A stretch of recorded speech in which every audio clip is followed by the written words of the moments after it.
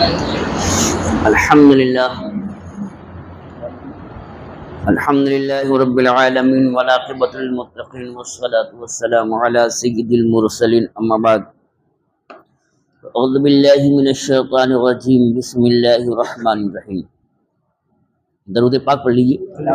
اللهم صل على سيدنا مولانا محمد معدن الجود والکرم وآلہ وبارک وسلم صلاۃ وسلام علیک یا رسول اللہ صلی اللہ تعالی علیہ وسلم.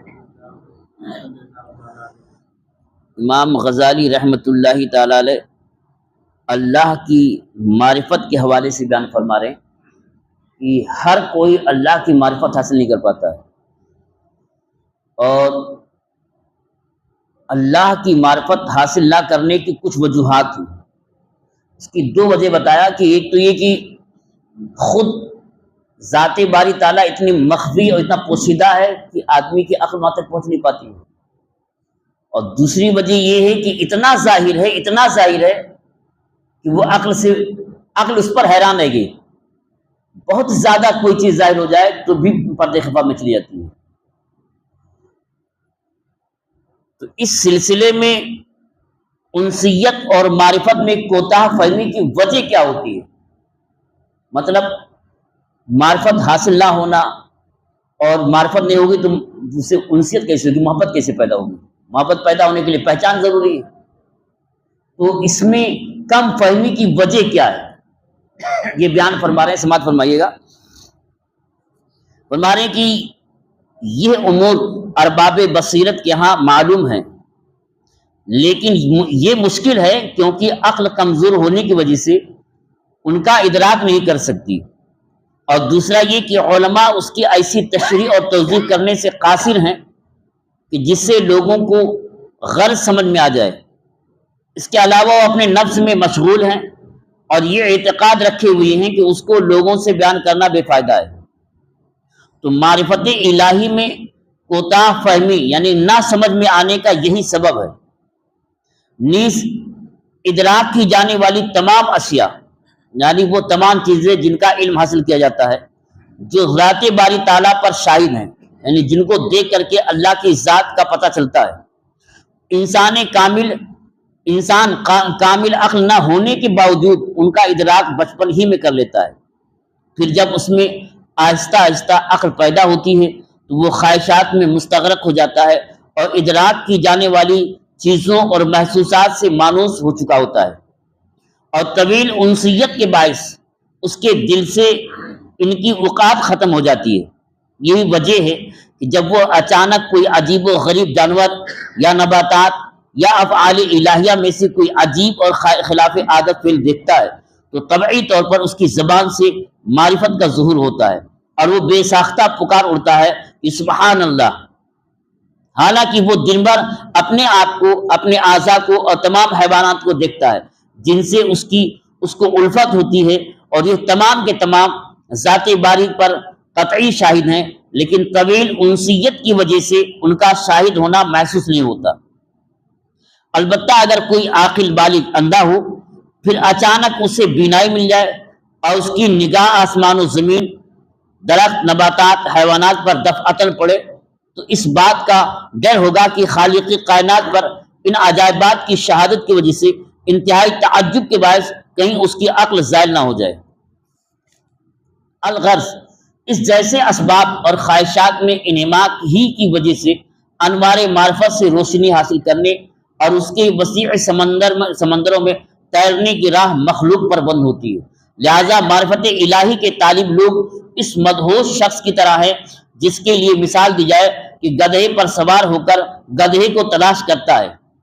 اور بات یہ ہے کہ بدیہی اور روشن امور جب مقصود بن جائیں تو مشکل ہو جاتے ہیں. اس بات کا راز یہی ہے، لہذا اسے خوب سمجھ لینا چاہیے. اس سے پہلے انہوں نے یہ بیان کیا تھا، کل آپ کے سامنے بتایا تھا کہ ایک مثال انہوں نے دیا تھا کہ سارا عالم، انسان میں جتنی بھی چیزیں ہیں، خود انسان کا اپنا وجود یہ اللہ کے ذات پر دلالت کرتی ہے، مطلب پتہ دیتی ہے. جیسے ہمارا ہاتھ ہے، ہمارا پیر ہے، ہمارا وجود، ہر ایک یہ کہہ رہا ہے کہ اس کا کوئی بنانے والا ہے. جو چیز ہم دیکھتے ہیں اس سے پتہ چلتا ہے کہ کوئی نہ کوئی ہے جو ہمارے بنانے والا ہے، اور اس چیز کو دیکھنے کے بعد ہر انسان اپنی تہ میں جا کر کے اپنے آپ کو غور کرتا ہے، تو کہتا ہے کہ 100 سال پہلے ہم تو تھے ہی نہیں، اور 200 سال کے بعد نہیں رہیں گے، تو یہ کہتا ہے کہ لا موجود الا اللہ، مطلب اللہ کے علاوہ کوئی موجود نہیں ہے، ہم تو ہیں ہی نہیں، ہم ہیں لیکن ہمارا کوئی وجود نہیں ہے۔ کیوں وجود نہیں ہے؟ جو 100 سال پہلے نہیں تھا اور 100 سال کے بعد نہیں ہوگا، تو جو دو آدموں کے درمیان گھرا ہو اس کا وجود کیسے ہو سکتا ہے؟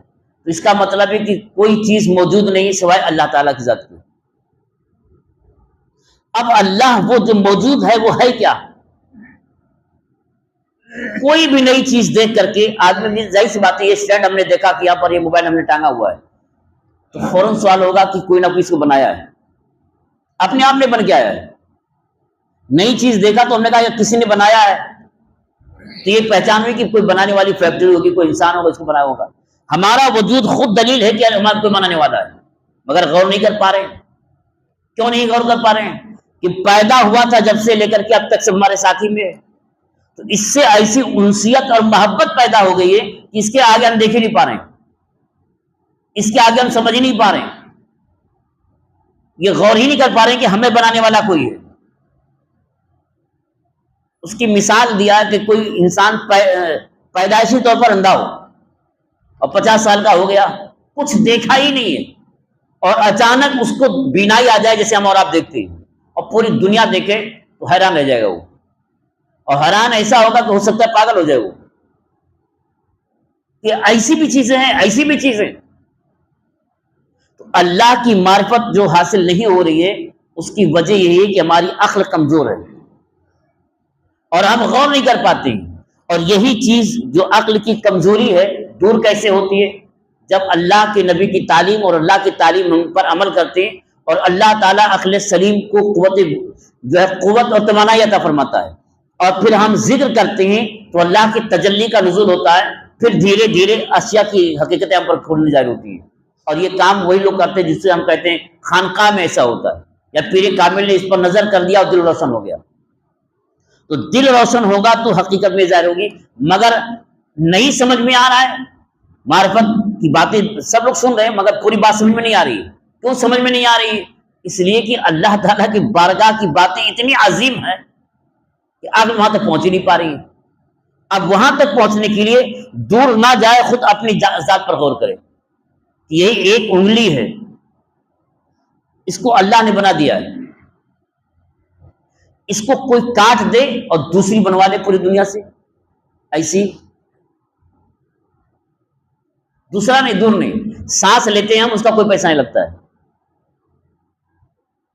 ایک مرتبہ سانس روک لے اور کہہ دے کہ ہم دوسری سانس لے کر دیکھیں یا کوئی بنا کر کے دیکھیں، موت ختم ہو، زندگی ختم ہو جائے گی۔